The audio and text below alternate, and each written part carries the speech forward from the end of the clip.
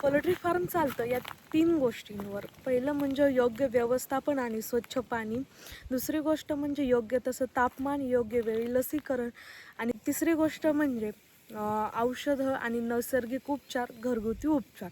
या 3 गोष्टींचं जर मॅनेजमेंट तुमच्याकडं असेल तर तुम्ही पण या व्यवसायामध्ये नक्कीच सक्सेस आहात. आणि अजून एक महत्त्वाची गोष्ट म्हणजे मॅनपॉवर. आपण स्वतः चांगलं आपलं लक्ष असलं पाहिजे. वर्कर्सच्या भरोशावर हे फार्म नसलं पाहिजे. स्वतः आपलं पण लक्ष पाहिजे. तर स्मार्ट पद्धतीने पोल्ट्री फार्म कसा चालवायचा हे आज आपण बघणार आहोत. तर पोल्ट्री फार्ममध्ये सगळ्यात मेन मुद्दा आहे ते म्हणजे खाद्याची अमाऊंट कमी कशी करायची, खाद्य खर्च कसा कमी करायचा, यावर तुम्हाला आधीच उपाय सांगितलेले आहेत. तर खाद्य खर्च कमी कसं करायचं, कमी खर्चामधून आपण त्यांना योग्य तसा चारा कसा देऊ शकतो. दुसरी गोष्ट म्हणजे स्वच्छ पाणी. दररोज पाणी भरताना स्वच्छ डिंकरमध्ये भरलं पाहिजे. एवढी मेहनत करायची दुसरी आणि एवढ्या छोट्या गोष्टीवरून म्हणजे एवढा खर्च वायाला जातो. त्यापेक्षा जर स्वच्छता आपली असली पाहिजे, योग्य तसं व्हेंटिलेशन त्यांना पाहिजे, तापमान मेंटेन झालं पाहिजे. एक तर पोल्ट्री फार्म चालतो हे ऋतूवाईज म्हणजे ऋतूंवर काम आहे. थंडीमध्ये आपल्याला त्यांना थंडीपासून बचाव करायचा आहे. शेडमध्ये थंड हवा आतमध्ये येऊ नये. छोट्या पक्ष्यांना त्यामधून छोट्या पक्ष्यांना थंडी सहन होत नाही, त्यांचं त्यापासून संरक्षण करणं म्हणजे शेडमध्ये तापमान मेंटेन करणं.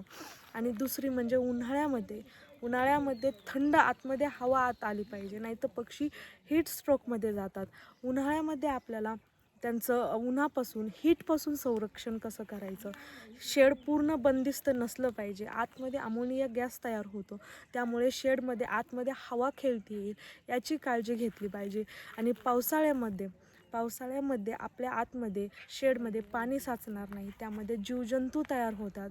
पक्षी ते पाणी पिल्याने तर त्यांना जास्त बॅक्टेरिया वगैरे होऊन रोगाची लागण होऊ शकते.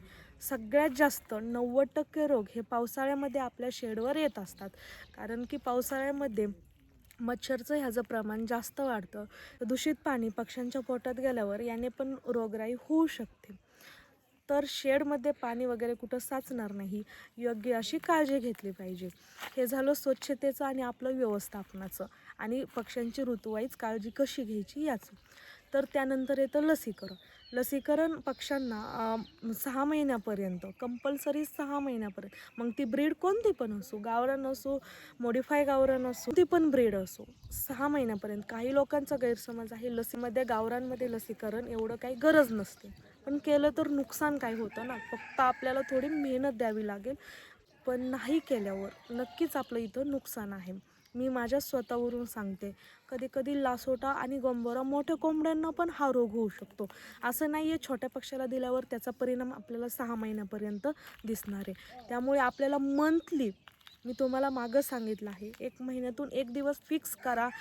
एक दिवसाच्या पक्षापर्यंत 6 महिन्याच्या पक्षापर्यंत आपल्याला इथं बऱ्याच गोष्टींना फेस करावं लागतं. यामध्ये आतमध्ये लसीकरण येतं, आपल्याला वेगवेगळे औषधं आहेत, प्रोटीन्स आहेत, विटॅमिन आहेत, लेक्झिम पावडर आहेत, यासारख्या पावडर, कॅल्शियमच्या वगैरे बऱ्याच गोष्टी आहेत. म्हणजे पोल्ट्री फार्म चालवणं हे फक्त पक्षी वाढवणं, संख्या वाढवणं, क्वांटिटी वाढवणं यावरच जोर नसला पाहिजे. आपली क्वालिटी पण त्यासोबत चांगली असली पाहिजे. क्वालिटी चांगली असली, फूड चांगलं असलं, त्यांना क्वालिटी चांगली असली, खाद्य फीड चांगलं असेल तर नक्कीच आपल्या अंड्याची क्वालिटी पण सुधारते. अंड्याची क्वालिटी सुधारल्यावर घरी हॅचरी असली तर पक्षी पण चांगला क्वालिटीचा निरोगी तयार होतो. म्हणून पॅरेंट बर्ड्सची आपल्याला काळजी घेणं खूप गरजेचं आहे. यशस्वी पोल्ट्री उद्योजकाचं चिन्हच असं आहे की आपल्या स्वतःचा घरचा पॅरेंट बर्ड्स तयार झालं पाहिजे. आपल्याला मी तुम्हाला मागच्या व्हिडिओमध्ये सांगितलेलं ना, मला इन्कम पाहिजे असं राहत नाही. का राहत नाही? कारण मी माझे पक्षी जास्त सेल करत नाही.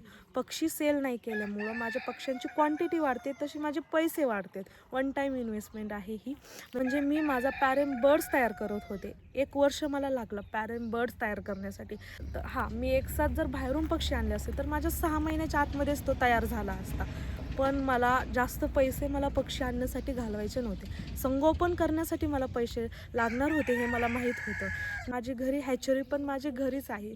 मी स्वतः अंड्यातून पक्षी तयार करून सेल करायला लागले आहे. म्हणजे मागच्या 2 ते 3 महिन्यापासून मी पक्षी सेल करायला लागले आहे.